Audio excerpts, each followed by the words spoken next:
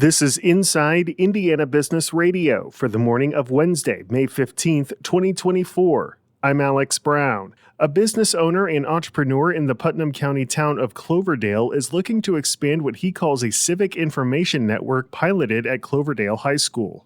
Talby Jackson launched Citizen One as a means to deliver news in a more efficient way to different communities, particularly those considered news deserts without a local newspaper or television station. What we found was one of the big drivers for audience engagement was that proximity relevance, right? So the closer something is to you, the more relevant it is to you. Public services, or what's happening with the police department or the fire department, or a town council or the mayor's office in these smaller towns where news deserts tend to proliferate. So it really leans into kind of the hyperlocal component and proximity relevance for the content to work. Citizen One is looking to raise $500,000 to jumpstart efforts to scale the platform to other communities in Putnam County. Louisville-based Churchill Downs will cut the ribbon today on the final major piece of the $290 million Terre Haute Casino Resort. The 122-room luxury hotel will open its doors to the public just over a month after the casino's grand opening. Officials will also mark the opening of the Altitude Bar and Lounge on the building's 10th floor.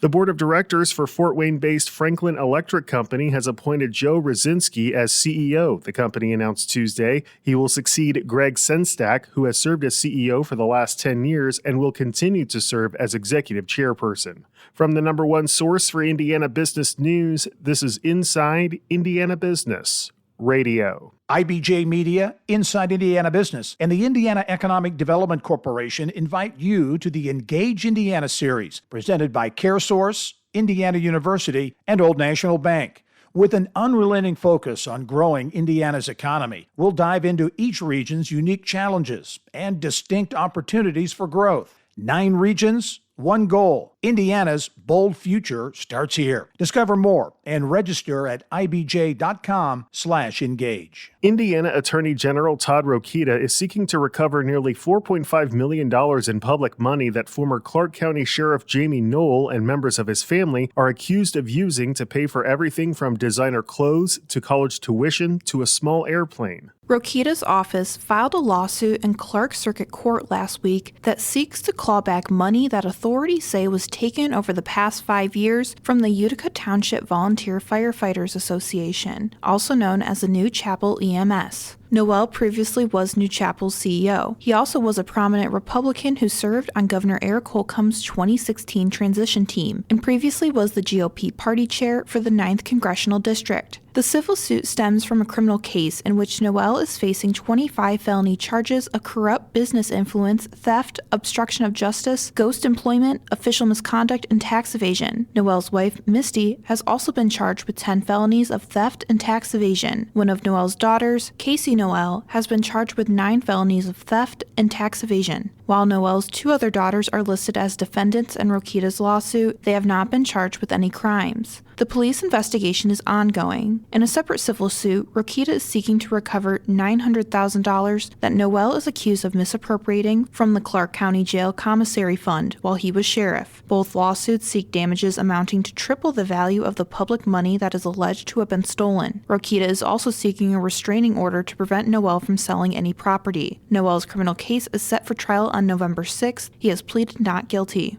Kate Sharon, Inside Indiana Business Radio. An Atlanta-based developer plans to build a 10-story hotel on a corner parking lot across Pennsylvania Street from Gainbridge Fieldhouse in downtown Indianapolis, according to documents filed with the city. Peachtree Group will spend an undisclosed amount to build the 167-room Tempo by Hilton property immediately north of the parking garage for the dual-branded Hyatt Place Hyatt House Hotel that opened in 2018.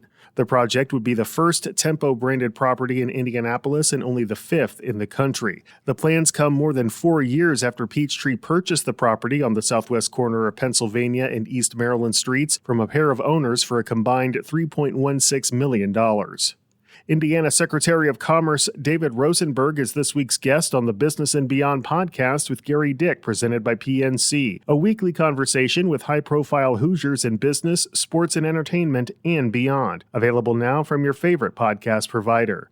I'm Alex Brown for Inside Indiana Business Radio on Demand.